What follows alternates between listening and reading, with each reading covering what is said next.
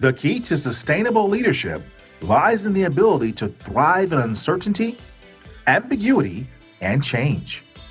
Grand Heron International brings you the Coaching Assistance Program, giving your employees on-demand coaching to manage through a challenging situation and arrive at a solution. Visit grandheroninternational.ca/podcast to learn more. This podcast is part of the C-Suite Radio Network, turning the volume up on business.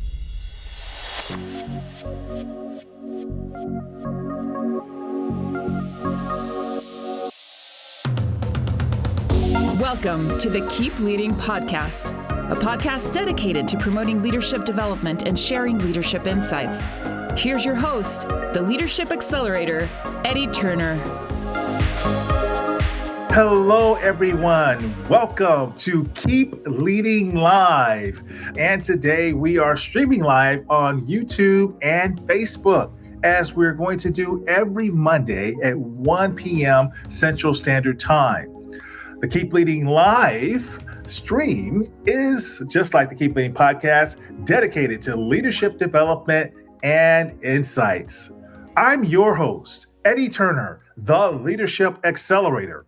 I work with leaders to accelerate performance and drive impact through the power of executive and leadership coaching, professional speaking, and facilitation.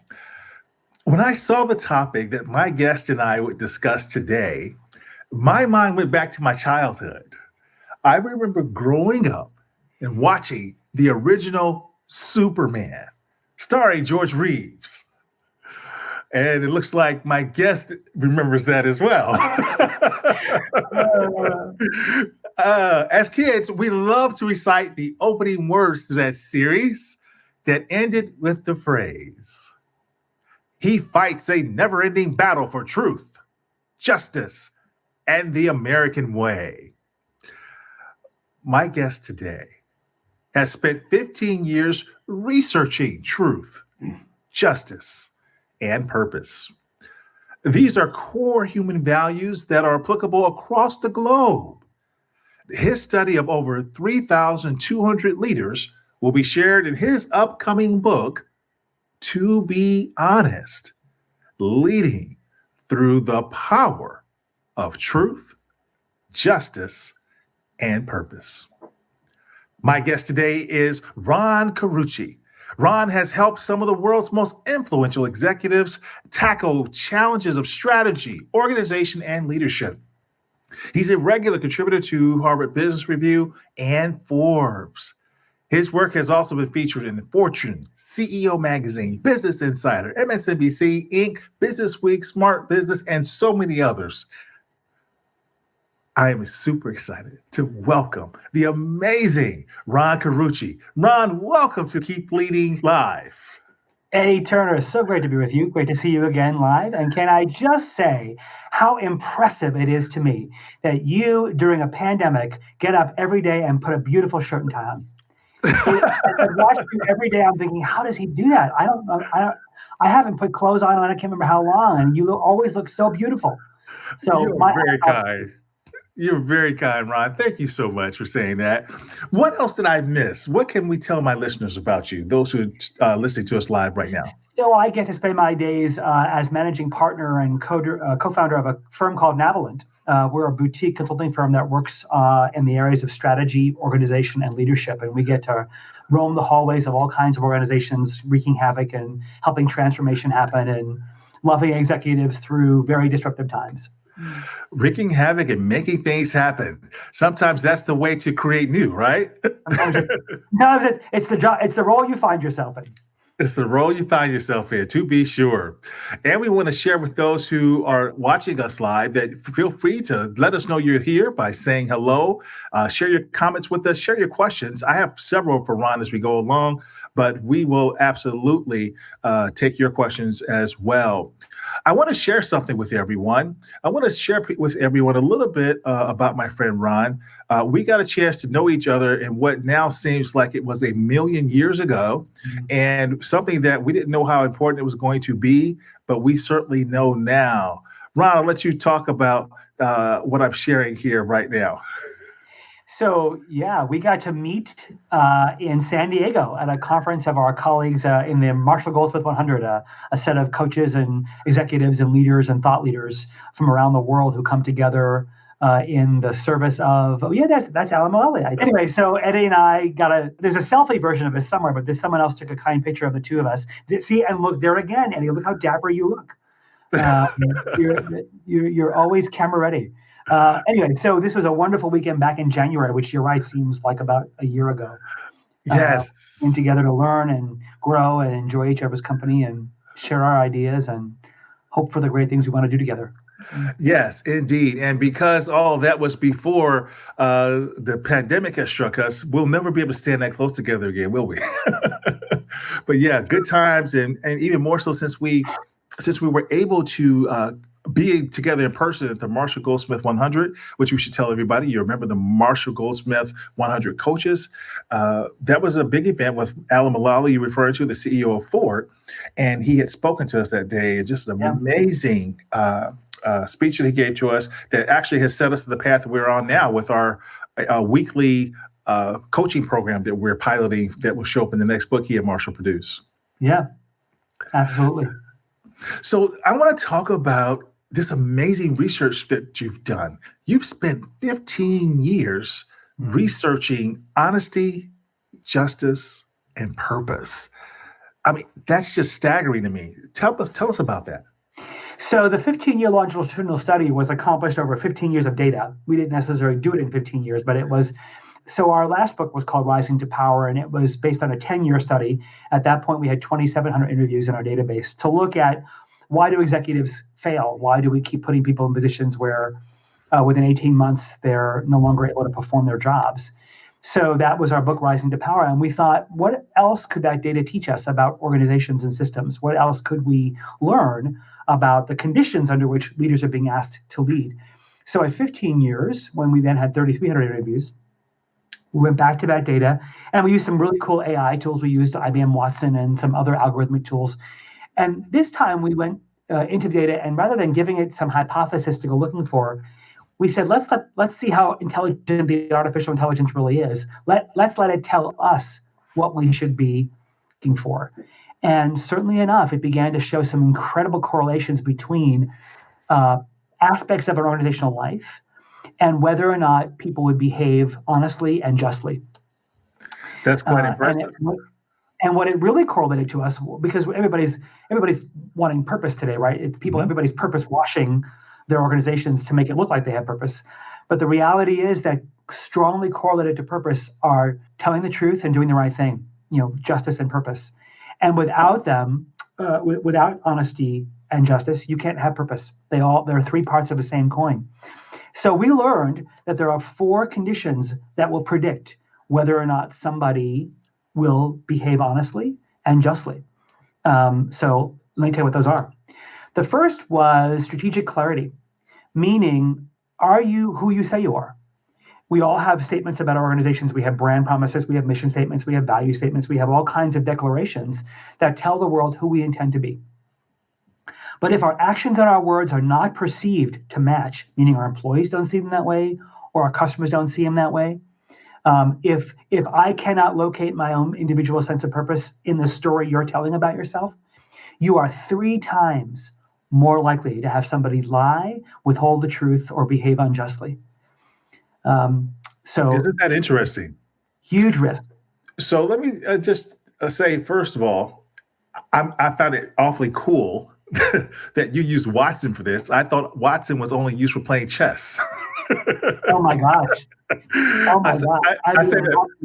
It's saving people in countries. It's saving people on operating tables. It's teaching us extraordinary things by the tetrabytes of data it's analyzing. It's a phenomenal. It's actually a little bit creepy. Frankly, it's a little scary.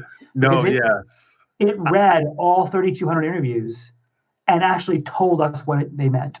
And it wasn't just a word search. It really is assigning deep meaning and then correlatable statistics to the correlations it finds. It's kind of creepy, scary in a way. No. Indeed. And I say that facetiously because that's the power of Watson, right? The fact that unlike previous systems, it has the ability to learn on the fly. And so you were able to use this as a part of your research. And I find that very impressive. Yeah, and exciting. And I love something else that you said, Ron. You said, without honesty and justice, you can't have purpose.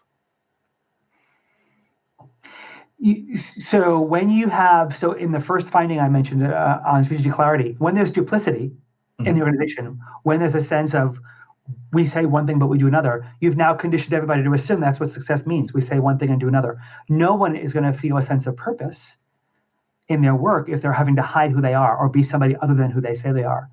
The other finding was accountability. So when your accountability systems, how you measure contribution, not reward it, but measure it, are seen to be unfair or unjust, you are 4 times more likely to have people lie or withhold the truth.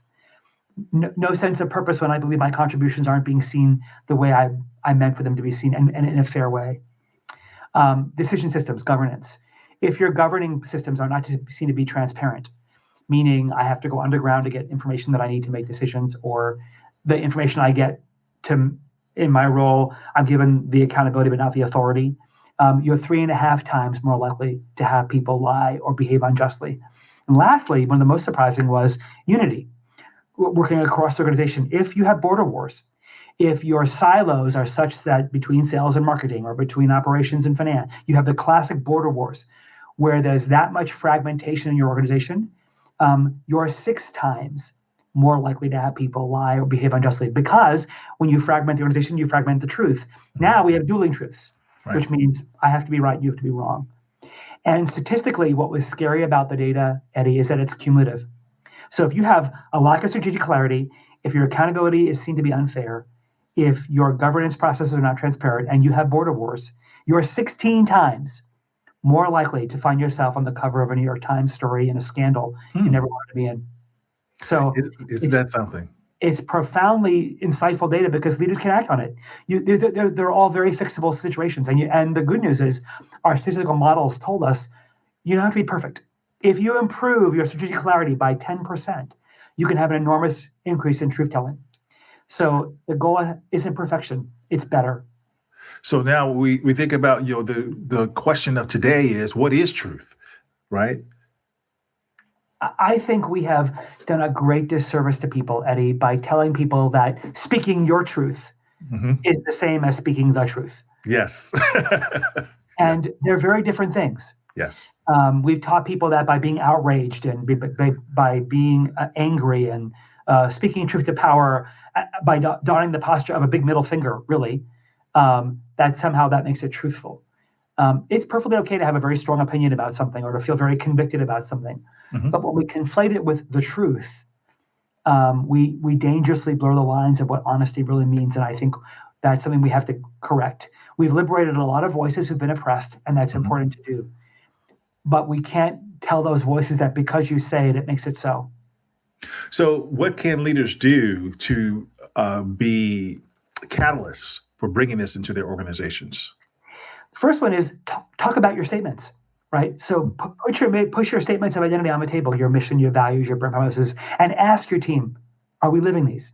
Are there any places where we're behaving in ways unintentionally that contradict this? Talk about your governance processes. Ask people, do you feel appropriately connected to the decisions you're being asked to contribute to? Do you feel empowered? Because a lot of leaders, you and I grew up in the 70s and 80s when empowerment was a new movement. And it was a good intention, right? We thought that what that meant was include people in the decisions that affect them. Well, what it became was full inclusion, right? I don't really want to give up control as a leader, but my goal is to make it look like you're involved. So how many, you can ask anybody that you consult to, how many of you have ever gone into a meeting where the decision that you're there to make looks like it's already made? You know within 4 seconds that the problem you're there to solve is just the ruse. It's orchestrated theater. Well, don't do that. Really ask people, do you feel appropriately involved in the decisions that you're being asked to make?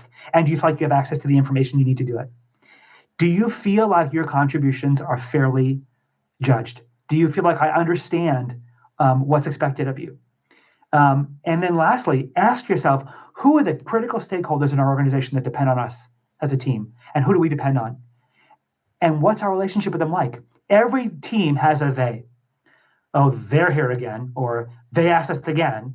Well, if you have a rival or a nemesis inside your company, that's wrong, right? That fragment is costing you. There's a price tag to the fact that you have to make them a they and make them wrong so you can justify being right. And every amount of energy you spend on winning against that rival is effort you're not using to compete against your real competitors. Absolutely, because you create those factions internally where you should be one team. You've broken everybody up, and you can't fight. Yes, your job is to build bridges, not make the fragments worse. And so, just ask the question. Just simply bring your team together and have a conversation around how will we do. Do we have any risk of dishonesty? Do we have any sense that I could be creating conditions under which you decide that telling me the truth is too risky for you? I think we have. I would love to find a way to disaggregate courage and truth telling.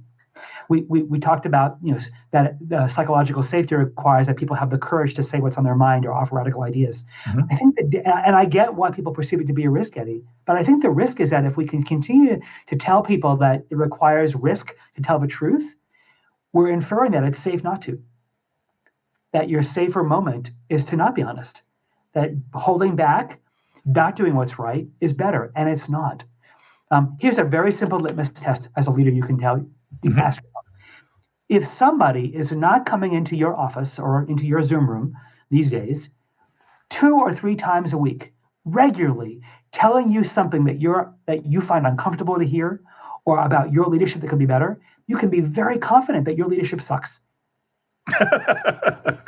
That's the one thing you need to know. If you're not having people regularly come to you with difficult information, that's the only litmus test you need. You have to assume your leadership is ineffective. Well, you can't put it any plainer than that. Well, thank you very much, Ron. Well, we've got 2 people tuned in on Facebook Live and about 4 people tuned in on YouTube. So we want to say hello to those viewers and welcome them to drop any comments or questions they have at this time for Ron. And what we're going to do here is just do a brief insert for the audio version of this that'll be coming out in about a month. I'm talking to Ron Karucci. He is a best-selling author, 2 times TEDx speaker, I should say, a Harvard Business Review and Forbes contributor, and one of Marshall Goldsmith's 100 coaches, known as the MG 100. We'll have more with Ron right after this. This podcast is sponsored by Eddie Turner, LLC. Organizations who need to accelerate the development of their leaders call Eddie Turner the Leadership Accelerator. Eddie works with leaders to accelerate performance and drive impact. Call Eddie Turner to help your leaders one-on-one as their coach, or to inspire them as a group through the power of facilitation or a keynote address. Visit EddieTurnerLLC.com to learn more. This is Whitney Johnson, host of the Disrupt Yourself podcast, and you're listening to the Keep Leading podcast with Eddie Turner. We're back, and I'm talking to Ron Karucci. He is a best-selling author, 2-time TEDx speaker, Harvard Business Review and Forbes contributor, and one of Marshall Goldsmith's 100 coaches. And we are talking, and I should show this, by the way, talking about leading with honesty and purpose. Wow, what a subject that I think is good at any point in history for us to talk about, but certainly today, a lot of discussion about that, a lot of headlines across the globe. So I know this is a subject that's going to resonate with a lot of people, and you've done a lot of research that really validates your findings. Eddie, I think one of the things that was so moving to us in the interviews was the painful stories of leaders saying things like in one large consumer products food company, head of strategy was talking to us, and he said they had just gone through a failed merger. It was one of those catastrophic failures that you have sort of have to hide your head when you look at $4 billion acquisition. And he said, Ron, if we're honest, notice the qualifier, right? If we're honest, we knew it was going to fail. We knew that we didn't have the capabilities to make them successful. We knew that they, while they would be great in our portfolio, we wouldn't be great for them. But we were desperate. We're losing our way. The food industry is falling apart. We haven't kept up, and we were desperate. So we're grasping at anything. And then he said the telling words to me. He said, "We don't know who we are anymore, so we're making things up." How many leaders are in positions where, out of their own desperation, they just can't tell the truth to each other? And I thought to myself, I've done thousands of these interviews where we become the priest, where people tell you things about their boss and themselves. But I thought, gosh, he can tell me now. But why, at the moment when it counted most, couldn't they tell each other how they all felt? And I think we haven't made honesty, we take it for granted. We all have integrity on our value statements. We all have it we have our ethics compliance policies. Mm-hmm. But in a day where the truth seems to be so elusive, where fake news and dueling facts, and it's no longer about whether or not you have information as power, it's whose interpretation of the information wins, right? Yes, unfortunately. How can we make honesty more a badge of honor? How can we make it expected? How can we make it noble again? Honesty is a team sport. It's not an individual attribute. It's a collective capacity. And if our environments don't cultivate it, the default mode is deceit. And I think we can do better, don't you? Absolutely. Absolutely. And that's why I wanted to have you on to talk about it, because we want to get those strategies. So we look forward to getting those strategies in your upcoming book that covers this and reveals your findings in more detail. Also, you are an author of 8 other books. And I just find that just fascinating. And I want to share with my audience very briefly here for a moment. And if someone is seeing you for the first time, I would love to be able to pick one of your books. I know it's like asking them to pick your favorite child, but which book should they start with? I think the last one, which is the first one there on the left, Rising to Power. I think it's the 10-year prequel to the book I'm writing now, and to be honest, but I think it's a great look at what does leadership today look like. It's a 10-year study on what set apart the most successful executives from those that failed. We've known for more than 30 years that more than half of leaders, as they ascend into higher ranks, fail in the first 18 months. And that's been okay. I mean, obviously, recruiters love it because it's an annuity for them. Mm-hmm. But what we're taking these otherwise promising women and men and setting them up to fail. How can we stop that? So that was a sort of almost a cause-driven book for us to say, we can stop this. We can stop putting men and women into positions where they're set up to fail and help them succeed. And so we sort of set out on this mission to turn over every landmine we know they're stepping in. And the great news about the research was that we were able to isolate, well, if half of them are failing, what are the other half doing? Mm-hmm. What are the ones that are sticking the landing and thriving at higher altitudes actually doing to be successful? And the research and the book isolates what those are as well. So it's a great blueprint. If you're making an ascent to a higher altitude in your organization, it's our companion guide to you to make sure that you don't get altitude sickness, and that when you get up there, you can thrive and succeed in the role you dreamed of. Excellent. So that'll be a good one for them to start with. And I want my viewers to know also something else about you. Not only are you author of 8 different books, but you are a prolific author or producer of content. And when I look at so many of the things you've written, we talked about earlier, just some of those places, but I want to share just a few titles that folks may find interesting. How Great Leaders Persevere When Things Are in Shambles. You wrote that in February for Forbes, February 2020. March 2020 for Forbes, you wrote the article, Finding Hope in the Face of a Pandemic. Your June 2019 HBR, I think, is fascinating. How to Work with Someone Who Thinks They're Always Right. And also how to make your leadership team absolutely exceptional. I just read 4, but you've produced literally hundreds of these in journals everywhere. It's, I thought leadership is a new muscle for me, Eddie. It's, I've always written, but in our field, there's a lot of people doing what we do. Mm-hmm. A lot of people doing what we do. And when the naked eye is trying to pick, how do I choose who to ask for help from? Part of the way we have to stand out is to make sure that our ideas can resonate with them. Well, at first, you have to actually write them down. And so, it never occurred to me that writing was a way to help just share your ideas and be helpful to people. It's also a way for people who are trying to determine what's the right support for them as a consultant or a coach.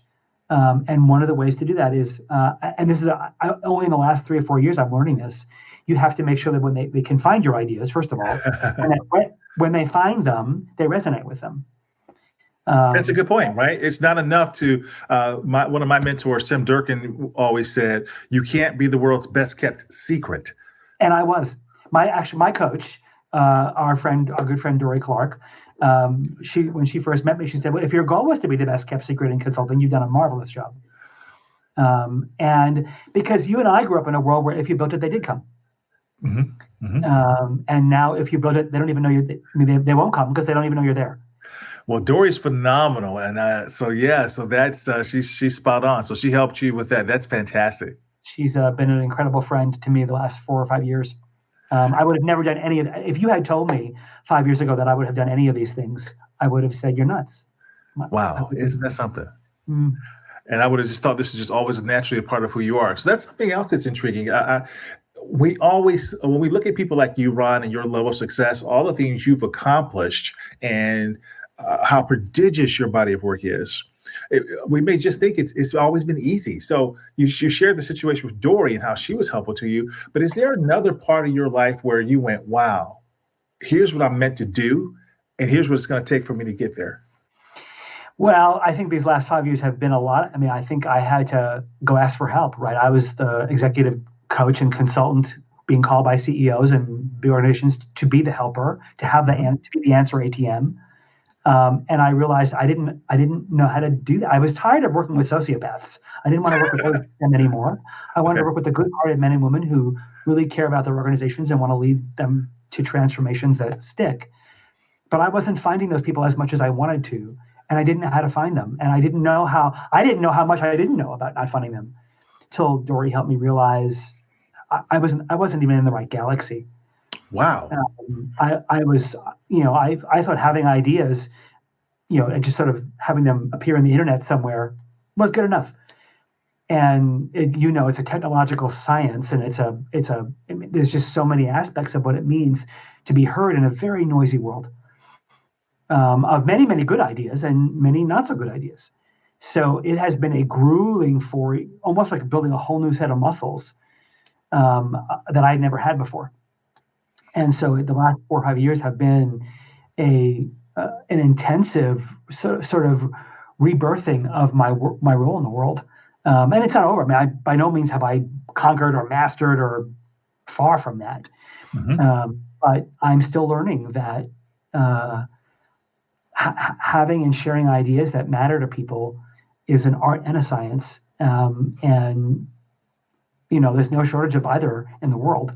And so how do you, you and I have both met the sharp elbowed person who wants to bully their, I don't want to be that guy, right? Right. And so what is the right degree of integrity and honesty and sharing caring ideas and getting your voice heard in a way that isn't obnoxious and disgusting? I don't know that I know the answer. I don't know the answer to that question, but I think every day I'm trying to figure it out. And it looks like you've done a lot to figure it out, and we all are still learning and have a long way to go, but you're in an enviable position, sir. Very, very kind of you. Very kind of you. Yes. Well, Ron, I am so impressed with your work and all that you've accomplished and what you do. I enjoy reading your articles and following you on social media, and that's why I wanted to have you on the show. You've shared a lot with us today. What would you say is the thought that you want those who are watching this live and those who listen to the podcast version, what do you want them to take away? When you have a truth that needs to be told, be more afraid of not telling it than telling it. Fear the New York Times headline that you could have prevented. The world won't punish you for doing the right thing and being just. You may fear that, but check those gremlins in your head. And every slippery slope of you compromise from who you say you are to who you want to be. You have a leader, you have a voice, use it. Leadership is the ability to disappoint people at a rate they can absorb. Sometimes you have to say hard things. Sometimes you have to say disappointing truths. You can do it with compassion and love and care, but to withhold those truths is more cruel than to tell them.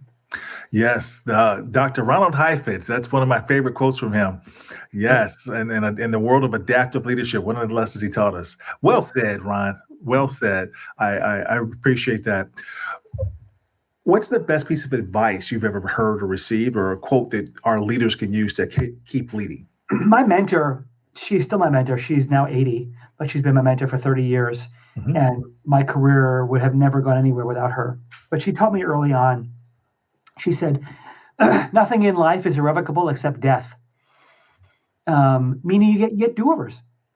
Okay. If you sit and worry about the chances you don't take, you'll never learn and grow. You can get back up. You can get do-overs.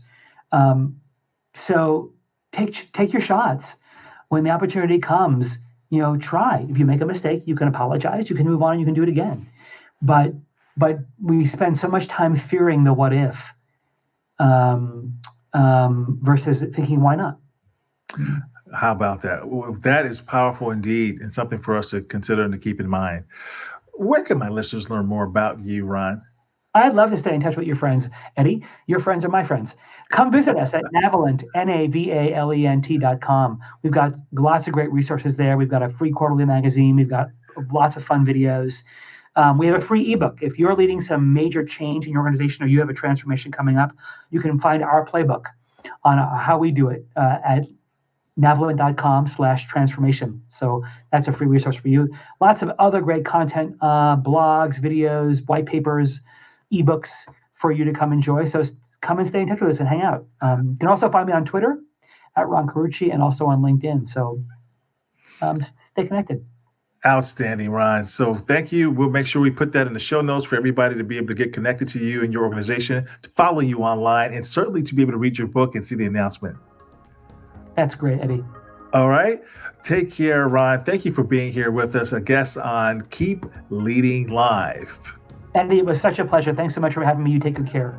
And thank you for tuning in. This is the end of this episode. We want to remind you that leadership is not about our title or our position. Leadership is activity. It's about action. It's not a garment that we put on and we take off. Leadership is something that must be a part of our core, and it emanates from all that we do. So whatever you're doing, always keep leading. Thank you for listening to your host, Eddie Turner, on the Keep Leading podcast. Please remember to subscribe to the Keep Leading podcast on iTunes or wherever you listen. For more information about Eddie Turner's work, please visit eddieturnerllc.com. Thank you for listening to C-Suite Radio, turning the volume up on business.